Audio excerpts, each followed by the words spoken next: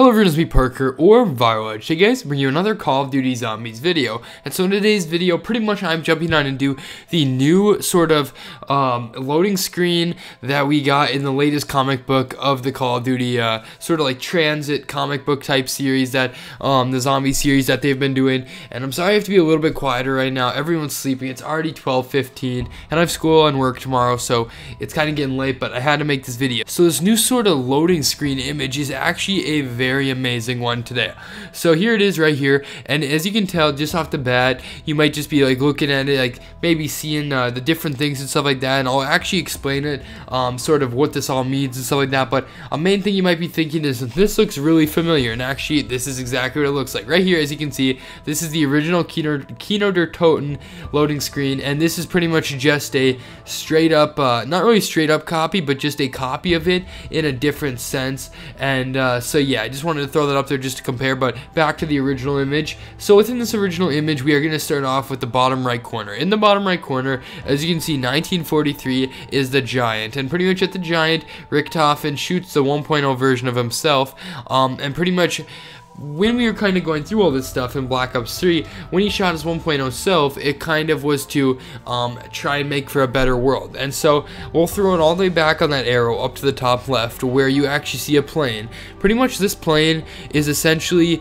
the plane that crashed at KINO Der Toten, and with it not crashing, the plane obviously landed safely right by, and it looks very great on its own. Moving on forward to the right, you can actually see Verrucht, and within Verrucht you can see that it is not taken over by zombies, but it is actually, there's people there, and it's there's someone actually playing some sort of ball game in the yard right there, and you can see that main fountain, stuff like that. So that's something really cool, sort of just showing the world that's not broken and stuff like that.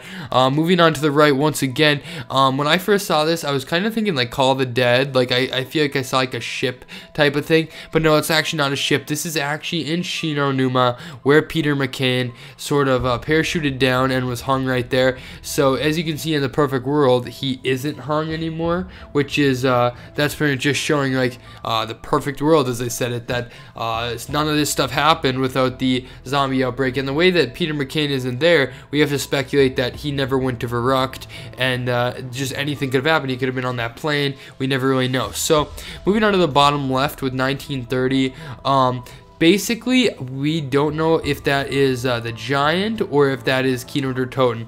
I want to say it's KINO Der Toten, but some are saying the Giant. The only reason I think it might be KINO Der Toten is the fact that this picture is pretty much in the original loading screen, pretty similar to this. So that's kind of where I get the thoughts of maybe this is KINO Der Toten, but just a lot were saying the Giant. So I don't really know where to stand on that part right there.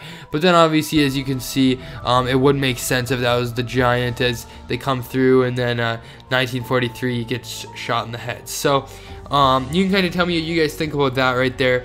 Once again though, I have to mention this does lead more into the thought of the DLC 5, like why are they fixing this sort of stuff so we can have different things going on with all this like different stuff that's happening and stuff being fixed. It's a perfect way to set up remastered maps and stuff like that. And there was actually a theory said by someone in the comment section that I'm not going to get into in today's video, but it is something that is a thought for a possible DLC 5. And besides you believe in DLC 5 or not, this stuff is some pretty like weird but unique evidence that it's just a fact of the matter that they're changing up the story after the game is complete. I think it's pretty cool, and you guys can kind of leave your thoughts down below about that.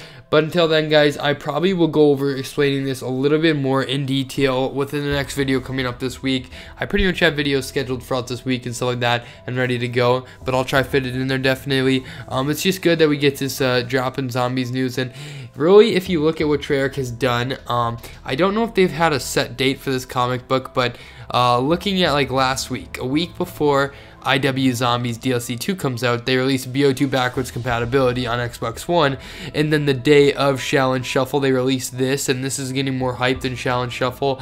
It's just, it really feels like Treyarch's taking them shots, but you can think what you want on that one. But yeah, guys, that's pretty much been it for the video today. Hope you guys did all enjoy it. As I said, probably a more in-depth video about this coming soon, but we'll get there when we get there. But yeah, guys, that's been it. Hope you guys did enjoy. Make sure to like, comment, and subscribe for more Call of Duty Zombies daily videos. And we'll catch you guys later. Peace, everybody, and see ya.